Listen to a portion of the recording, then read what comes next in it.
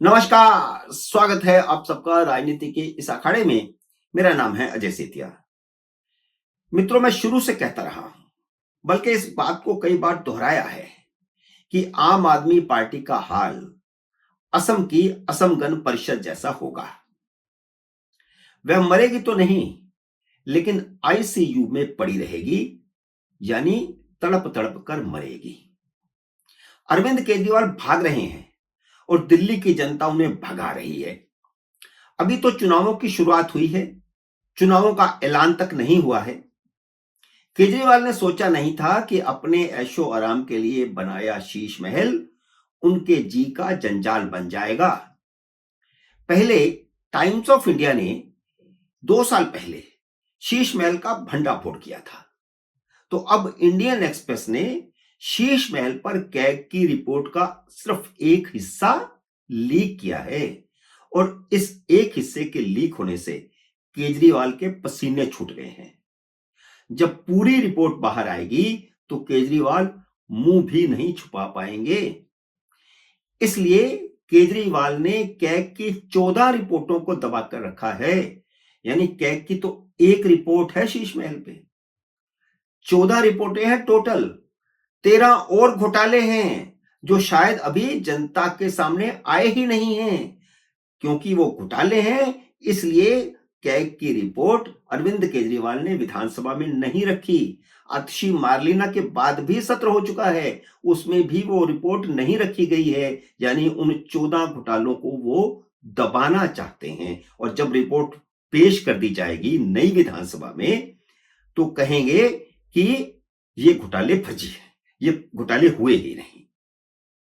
अब अगर घोटाले हुए नहीं तो अभी पेश करते ना, विशेष सत्र बुला करके अभी भी पेश किए जा सकते हैं। प्रधानमंत्री नरेंद्र मोदी ने अपनी दूसरी चुनावी रैली में इंडियन एक्सप्रेस की रिपोर्ट का जिक्र करके लगातार दूसरे दिन अरविंद केजरीवाल को शीश महल पर ही घेरा है। इस रिपोर्ट में सरकारी खर्चे पर केजरीवाल की लग्जरी लाइफ के कई उदाहरण हैं।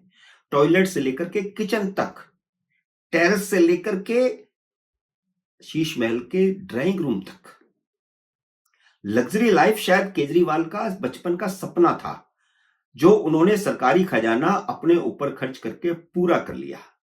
वह गलतफहमी में थे कि वह सारी उम्र यहां मुख्यमंत्री रहेंगे और इसी कोठी में रहेंगे। मोदी ने दावा किया है कि अरविंद केजरीवाल ने पिछले 10 साल में विकास की कोई परियोजना पूरी नहीं की। दिल्ली और दिल्ली के आसपास जितने भी बड़े प्रोजेक्ट थे जो शुरू हुए या अभी निर्माणाधीन हैं, वे सब केंद्र सरकार के प्रोजेक्ट हैं। केंद्र सरकार ने बनाए हैं और केंद्र सरकार बना भी रहा है। चुनावों की घोषणा से पहले नरेंद्र मोदी ने नींव पत्थर और उद्घाटनों की छवि लगा दी है। और यह छड़ी लगी है इसलिए क्योंकि पहले से निर्माण चल रहा था, इसलिए उद्घाटन हो रहे हैं।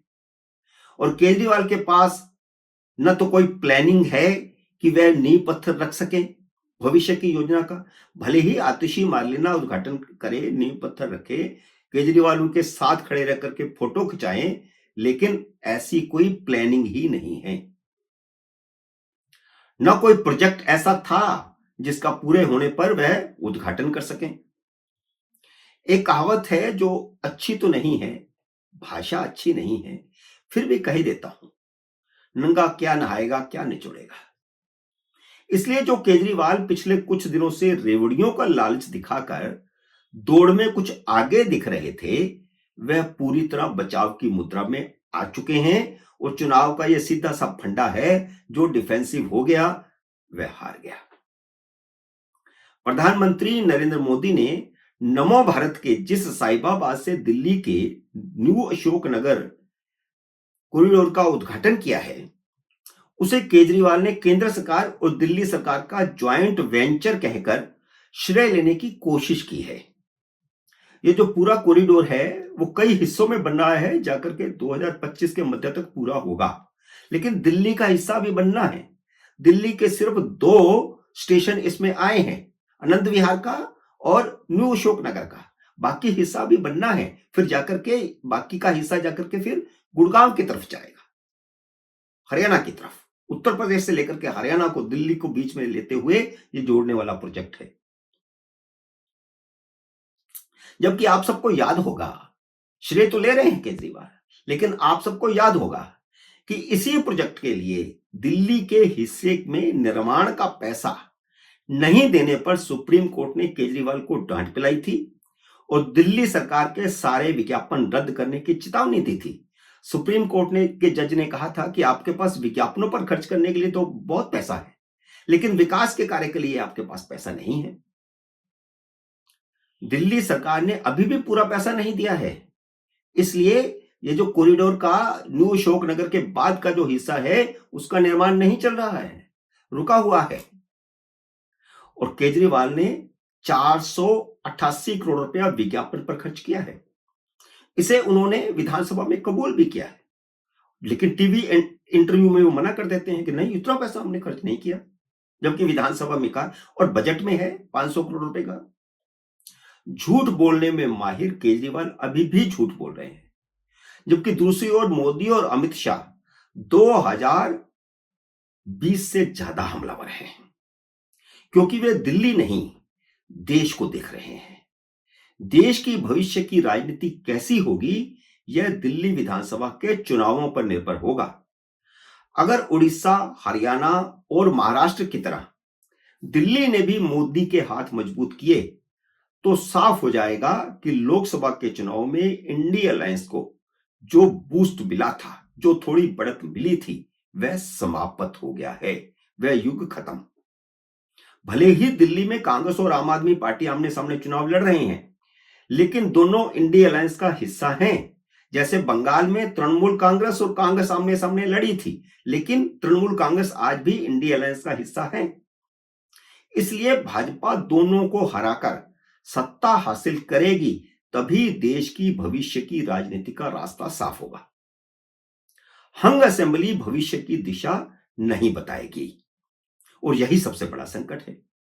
भाजपा के लिए यह सबसे बढ़िया मौका है। केजरीवाल की साख मिट्टी में मिल चुकी है और कांग्रेस की स्थिति में थोड़ा सुधार हुआ है। केजरीवाल कांग्रेस की नींव पर खड़े हैं। कांग्रेस फिर से अपनी नींव पर खड़ा होती दिख रही है। जैसे भी वह नींव पर खड़ी होगी, केजरीवाल धड़ाम से गिरेंगे। कांग्रेस जितनी मजबूत होगी, आम आदमी पार्टी उतनी कमजोर होगी। इस बार 2013 वाली स्थिति तो साफ दिख रही है। आम आदमी पार्टी तब दूसरे नंबर पर थी, भाजपा पहले नंबर पर थी और कांग्रेस तीसरे नंबर पर आ गई थी, उसकी सिर्फ 8 सीटें आई थी।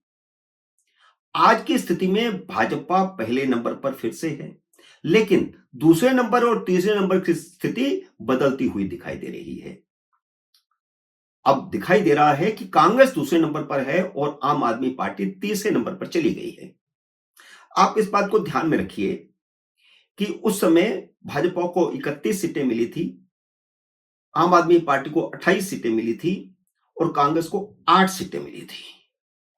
आज की स्थिति में भाजपा फिर नंबर 1 है, कांग्रेस नंबर 2 है और आम आदमी पार्टी नंबर 3 है।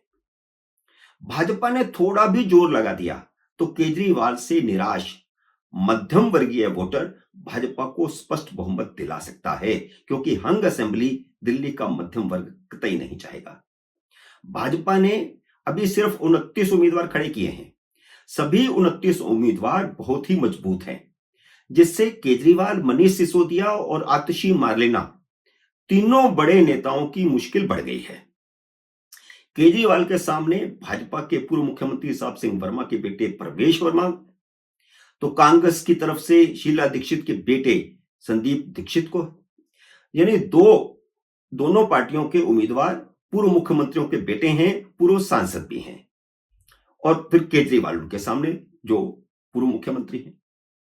मुख्यमंत्री आतिशी मार्लेना के सामने भाजपा ने अपने पूर्व सांसद रमेश विधूड़ी को और कांग्रेस ने आम आदमी पार्टी की ही पूर्व विधायक अलका लांबा को उतारा है। वैसे अलका लांबा मूलतः कांग्रेसी हैं, बीच में वह आम आदमी पार्टी में चली गई थी। भाजपा ने मनीष सिसोदिया के सामने जंगपुरा से 3 बार कांग्रेस के विधायक रहे और शीला दीक्षित की सरकार में मंत्री रहे त्रिवेंद्र सिंह मरवाहा को उतार दिया है, जो बहुत ही मजबूत उम्मीदवार है। आम आदमी पार्टी के तीनों बड़े उम्मीदवार बुरी तरह घिर गए हैं। केजरीवाल की हालत वैसी ही हो गई है जैसी 2013 के चुनावों से पहले शीला दीक्षित की हो गई थी। खुद आम आदमी पार्टी के सर्वेक्षण में केजरीवाल, सिसोदिया और आतिशी मार्लेना तीनों हार रहे हैं। 2013 में कांग्रेस को 8 सीटें मिल गई थी, लेकिन आम आदमी पार्टी को आज 17 से 20 सीटें मिलने का अनुमान है। खबर तो यहां तक आ रही है कि केजरीवाल अस्पताल में भर्ती होने का ड्रामा करने वाले हैं। मित्रों, उम्मीद है मेरा ये वीडियो आपको पसंद आया होगा। इसे लाइक और शेयर कीजिए। अगर आपने मेरे यूट्यूब चैनल को अब तक सब्सक्राइब नहीं किया तो कृपया सब्सक्राइब करके अपना आशीर्वाद दीजिए। जल्दी मिलते हैं अगले वीडियो में किसी अन्य विषय के साथ। तब तक नमस्कार।